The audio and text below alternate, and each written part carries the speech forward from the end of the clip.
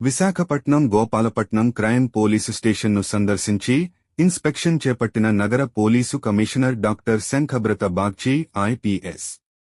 నగరంలో law and order అదుపులో ఉంచుతూ నగరం మొత్తం ప్రశాంతముగా ఉండేలా నగరంలోని అన్ని పోలీస్ స్టేషన్ల నందు సిపి రెండవ విడత ఇన్స్పెక్షన్ చేపట్టడం జరుగుతుంది. రెండవ విడత ఇన్స్పెక్షన్లో భాగముగా సిపి ఈ రోజు రాత్రి పద్మనాభం క్రైమ్ పోలీసు స్టేషన్ నందు ఇన్స్పెక్షన్ నిర్వహించారు. పోలీసు స్టేషన్ పరిసరాలను సందర్శించిన సిపి అధికారులు, సిబ్బంది విధులను సమీక్షించి సిబ్బందికి ఏమైనా సమస్యలు ఉన్నాయా అని అడిగి తెలుసుకున్నారు.